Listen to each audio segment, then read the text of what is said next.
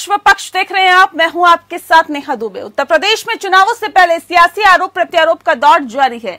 इसी बीच यूपी के पूर्व मुख्यमंत्री और समाजवादी पार्टी के मुखिया अखिलेश यादव ने शुक्रवार को प्रेस कॉन्फ्रेंस की। इस पीसी में उन्होंने योगी सरकार पर जमकर निशाना साधा। ऑक्सीजन की कमी से किसी की भी मौत नहीं होने के यूपी सरकार के दावे पर अखिलेश ने कहा कि इससे बड़ा झूठ कोई और हो ही नहीं सकता। उन्होंने कहा कि ऑक्सीजन की कमी से लोग भागते रहे, जिन्होंने कोरोना में अपनों को गंवाया है वो इस बारे में बताएंगे। दरअसल यूपी विधान परिषद में कांग्रेस एमएलसी दीपक सिंह के सवाल पर लिखित जवाब देते हुए राज्य के स्वास्थ्य मंत्री जयप्रताप सिंह ने बताया कि ऑक्सीजन की कमी से किसी की मौत होने की सूचना नहीं मिली। अखिलेश ने सरकार के इसी दावे पर पलटवार किया। उन्होंने कहा कि बीजेपी से ज्यादा झूठ बोलने वाली सरकार कोई और हो ही नहीं सकती। संसद के शीतकालीन सत्र में भी ऑक्सीजन की कमी से मौत की जानकारी मांगी गई थी।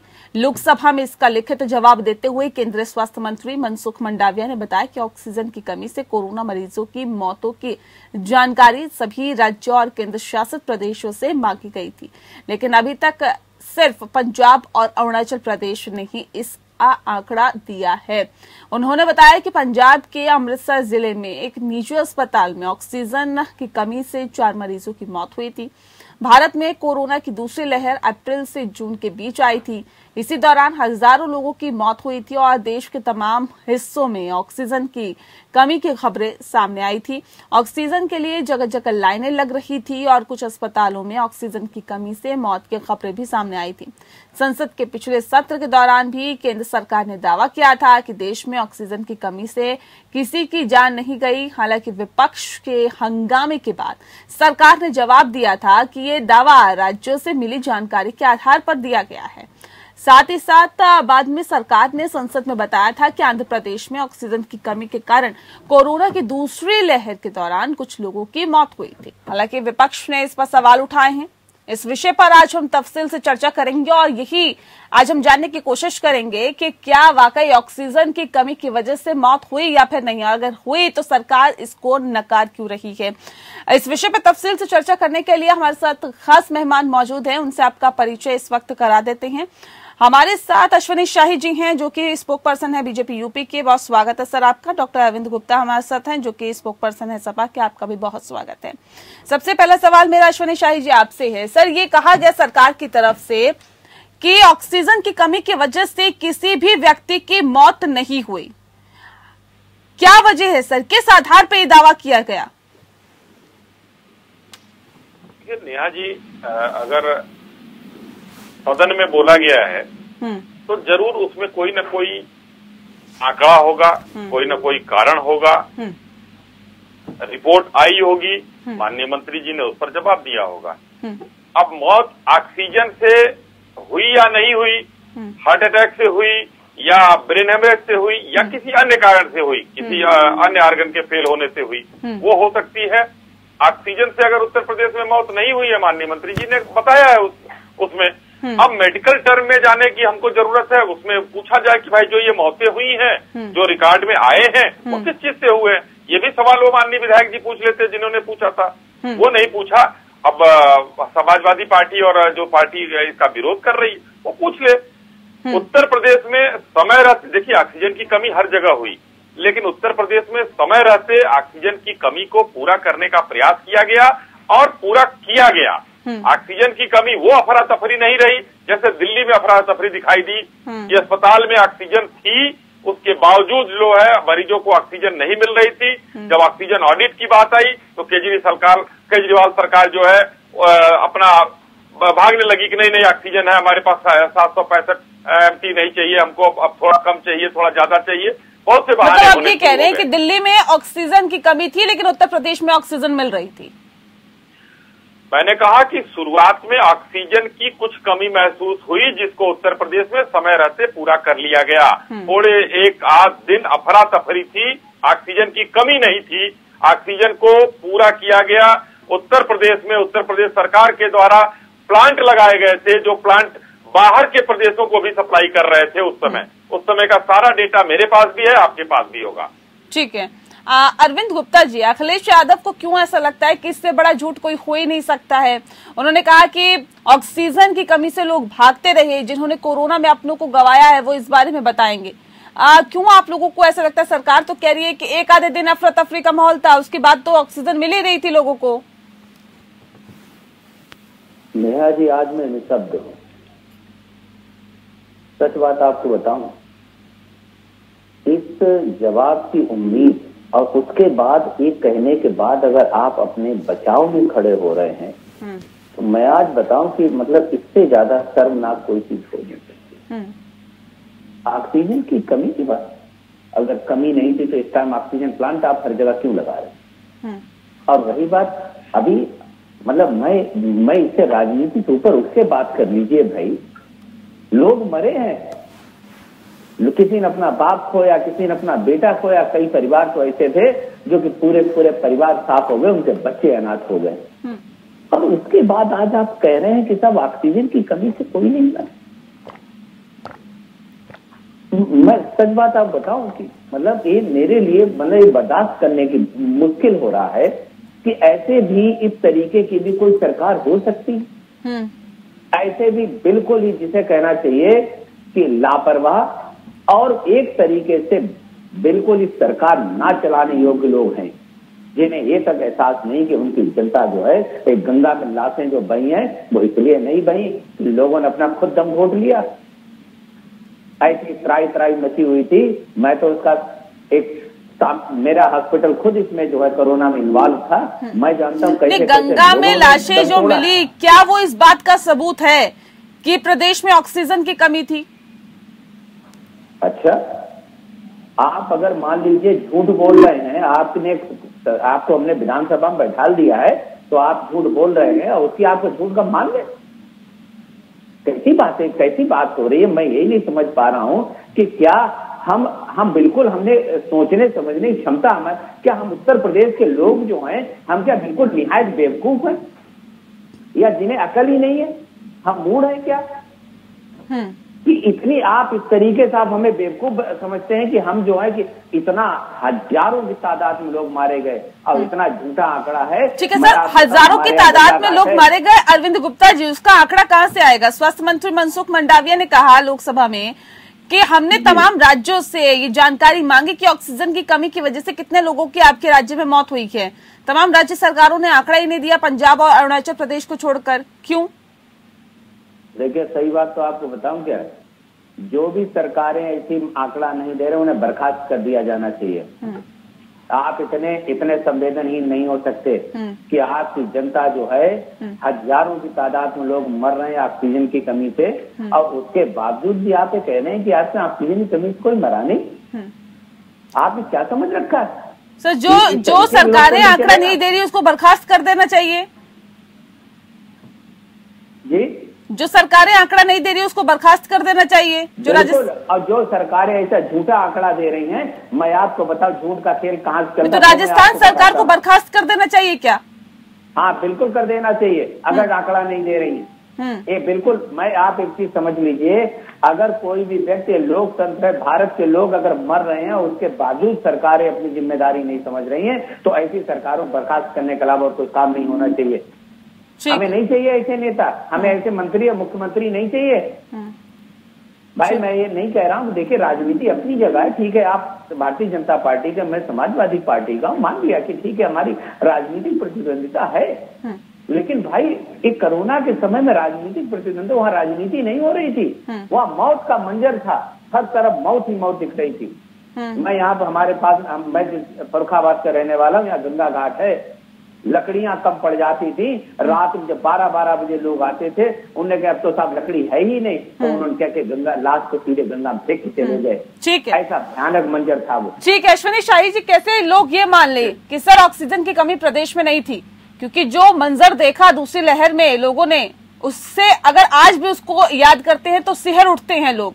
जैसे कि डॉक्टर अरविंद गुप्ता ही बता रहे थे, पेशे से डॉक्टर है, सपा के प्रवक्ता है, लेकिन कह रहे हमने देखा है वो मंजर जब लकड़ियां लोगों को नहीं मिल पा रही थी, मौत हो रही थी लोगों की, अस्पताल में जगह नहीं मिल पा रही थी, ऑक्सीजन की कमी से परेशान थे लोग, कहीं से सिलेंडर मिल जाए नहीं मिल पा रहे थे। उस स्थिति को देखा है, उस स्थिति से हम लोग निकलेंगे। लेकिन अभी भी अगर प्रदेश सरकार ये कहती है कि जी ऑक्सीजन की तो कमी नहीं थी, तो इसे कैसे मान ले? ईश्वरी जी जवाब दीजिए सर, कैसे माना जाए कि कोरोना में ऑक्सीजन की कमी से मौत नहीं हुई प्रदेश में? नेहा जी देखिए, डॉक्टर हैं, उन्होंने कहा कि मौतें हुई हैं, मैं मानता हूँ मौतें हुई, मैंने उनकी बात को झुठलाया नहीं है, मगर मामला दूसरा है। मौत एक डॉक्टर होने के नाते क्या वो ये जिम्मेदारी से कह सकते हैं कि ऑक्सीजन से ही मौतें हुई थी जितनी मौतें हुई? पहले बिल्कुल कह सकता हूं। दूसरा आपके सवाल का जवाब देता हूँ नेहा जी, मेरे पास कुछ आंकड़े हैं। 6 मई को हम लोगों ने एक डिबेट किया था, तो मैं डिबेट को एक मेंटेन करता हूँ, ये देखिए पूरी डायरी है मेरे पास। उत्तर प्रदेश में 2,26,000 पेशेंट उस दिन थे एक्टिव, 753 मीट्रिक टन की सप्लाई हो रही थी। ये 6 मई का आंकड़ा हमारे पास है, एक डिबेट का आंकड़ा मैंने दिया था, उसमें सरकारी आंकड़ा। आंध्रा में 1,70,000 से 440 एमटी दिया जा रहा था। मध्य प्रदेश में 89,000 से 443 एमटी दिया जा रहा था। पंजाब में 63,000 से 126 दिया जा रहा था। दिल्ली में 90,000 एक्टिव मरीज थे, 730 मीट्रिक टन दिया जा रहा था और 900 की मांग थी दिल्ली में। तो ये इतनी सप्लाई हो रही थी। उत्तर प्रदेश में 2,26,000 पर 753 मीट्रिक टन की सप्लाई हो रही थी। हम कैसे कह रहे कि उत्तर प्रदेश में कमी थी? उत्तर प्रदेश में शुरू में अफरा तफरी जरूर मची है, लेकिन उत्तर प्रदेश में कभी सिलेंडर की कमी कहीं नहीं पाई गई है। अस्पतालों को आपूर्ति हमेशा हुई है। और उत्तर प्रदेश में जो मरने का आंकड़ा दिया गया है, तो अगर आंकड़ा अधिकारियों ने दिया है, माननीय मंत्री जी ने पेश किया है, तो उसमें हाँ मृत्यु जरूर हुआ है, हम ये नहीं कहते कि नहीं हुआ है, मगर ऑक्सीजन से अगर उन्होंने आंकड़े दिए हैं तो नहीं हुआ है, क्योंकि ऑक्सीजन की आपूर्ति पूरी थी। तभी तो नीति आयोग ने, तभी तो WHO ने योगी मॉडल को सराहा है। और यही समाजवादी पार्टी फेल करती रही है कि उत्तर प्रदेश में योगी का मॉडल कुछ नहीं है। सर क्यों अब गैस प्लांट का उद्घाटन किया जा रहा है? कोरोना की दूसरी लहर से निपटने के साथ ही कई जगह उद्घाटन की खबरें आई कि गैस प्लांट का उद्घाटन किया गया है, खोला गया है, नए स्टेशन खोले गए हैं।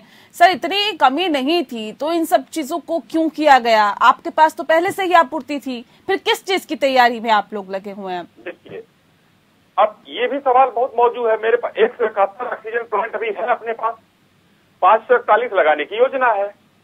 ये हमारे पास इसके भी आंकड़े पड़े हुए हैं। सर लेकिन जब आपके पास जितनी मांग है उतनी पूर्ति है, फिर आप किसकी तैयारी कर रहे हैं? मैं वही बताने जा रहा हूँ। देखिए, जो मांग और पूर्ति की बात होती है, उस समय क्या हुआ था, उस समय जब ऑक्सीजन की कमी महसूस होने लगी तो फिर बाहर से भी आ रहा था। आपको याद होना चाहिए कि हमारे पास क्रायोजेनिक टैंकर थे, हमारे पास बाकी जो है जल्दी वहां से क्या नाम है बोकारो से हम लोगों ने मंगाया था और हम लोगों ने अपने यहाँ सप्लाई कराया था। ये उत्तर प्रदेश के हिस्से में जो मिला था, ये तो आवंटित केंद्र से होता है, तो उत्तर प्रदेश के हिस्से में मिला था तो सबको मिला था, हमको भी मिला था। दिल्ली सरकार में क्रायोजेनिक टैंकर नहीं थे, उनको नहीं मिला, उनके पास टैंकर नहीं थे, हमारे पास थे। अब जो हमारे यहाँ प्लांट लगाए जा रहे हैं, ये जो टैंकर बाहर से मंगाना पड़ रहा था वो टैंकर नहीं मंगाना पड़ेगा। अब हम अपना ऑक्सीजन का प्रोडक्शन हर अस्पताल में कर सकते हैं, हर शहर में कर सकते हैं। इसलिए ये लगाया गया कि आने वाले दिनों में हमको बाहर से न मंगाना पड़े। ठीक है अरविंद जी, ये जो प्लांट्स है इसलिए लगाए गए हैं कि आने वाले वक्त में बाहर से ना मंगाना पड़े, ऑक्सीजन जो कमी हो वो कमी दोबारा ना देखने के लिए मिले, इसलिए प्लांट लगाए गए हैं। कैसे से देखते हैं? आप कह रहे हैं ऑक्सीजन से लोगों की मौत हुई है, अश्विनी जी कह रहे हैं, नकार रहे हैं, कह रहे हैं ऐसा नहीं है। और अगर ऐसा है तो राज्य, जो तमाम राज्य हैं वो अपना अपना डेटा दें केंद्र सरकार को। स्वास्थ्य मंत्री भी लगातार मांग रहे हैं। पंजाब ने 4 का डेटा दिया है नेहा जी, पंजाब में हमारी सरकार नहीं है, सिर्फ 4 लोग मरे हैं ऑक्सीजन से। अरविंद जी, सोचने की बात है, मौत का कारण सर किल्लत थी तो पूरे देश में किल्लत थी ना, पंजाब इससे अछूता था क्या? 4 मौतों का आंकड़ा आया सिर्फ पंजाब से, मैं ये कह रहा हूँ, सिर्फ 4 मौतों का आंकड़ा आया है। उत्तर प्रदेश में उनसे बेहतर व्यवस्था थी योगी जी की, नहीं हुआ। एक बात आपको बता दूं, एक चीज तो आप निश्चित मान लीजिए कि कांग्रेस के समय में जो ब्यूरोक्रेसी थी वो नेताओं को अपने हिसाब से चलाती थी। नतीजा क्या होता था? भ्रष्टाचार चरम पे था, आपके हर व्यवस्था में जो है कहीं पर भी आप भी तो सहयोगी थे, हर चीज को निपटा देती थी बिल्कुल। और मैं आपको बताऊं, आज ब्यूरोक्रेसी अपने चरम पे बैठी हुई, वो जो सत्ता में बैठे हुए इन लोगों को ऐसा बेवकूफ बना रही है जिसकी कोई सीमा नहीं। इन्हें जो है,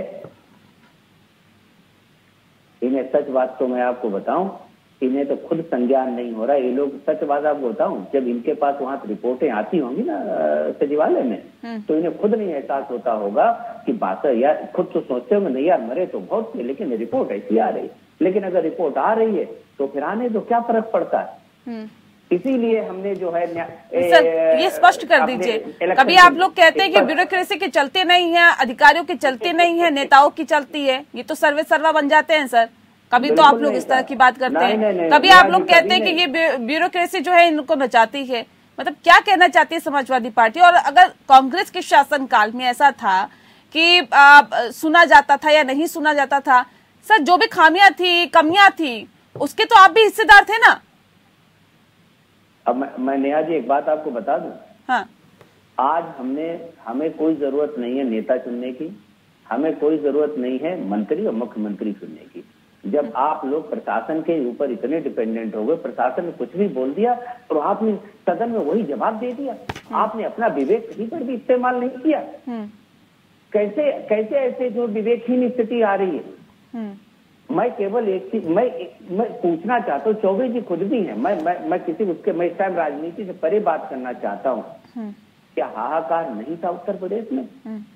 क्या चीखे हर घर से रुदन नहीं निकल रहा था उत्तर प्रदेश में? और आज अगर ये कहा जाता है कि ऑक्सीजन की कमी से जो है, और फिर जब ऑक्सीजन, आप क्रायोजेनिक इंजन की बात करें, मैं आपको बताता हूँ, मैंने पूरा का पूरा मेरे मंजर मेरे सामने से गुजरा है। सबसे ज्यादा जब 8 अप्रैल के बाद केस बढ़ने शुरू हो गए, मैंने कई बार कहा उस टाइम कि ये जिला पंचायत इलेक्शन है, बंद करिए, ये आपके महामारी की तरह फैलेंगे। इन लोगों ने एक नहीं सुनी, इन्हें नहीं, हमें तो सत्ता चाहिए। सर ब्यूरोक्रेसी जो कह रही है नेता वही सुन रहे हैं और वही आंकड़ा अगर सदन में पेश कर रहे हैं, तो सर राज्य सरकारें बताएं ना आकर, और जो राज्य सरकारें उन्हें बताना चाहिए जी हमने तो ये आंकड़ा दिया है, लेकिन केंद्र सरकार उसे आगे नहीं बढ़ा रही है, ये सदन में नहीं रख रही है। वो पार्टी के नेता क्यों चुप है, क्यों सदन में नहीं आके बोल रहे हैं? मैं आपको एक चीज बताऊं, यहाँ पर मैं अपने क्षेत्रों की बात बताता हूँ। 100 लोग मरते थे, अखबार में केवल 2 या 3 की एंट्री होती थी यहाँ पे, यही प्रशासन अगले दिन डिक्लेयर करता था तब 2 या 3 मरे।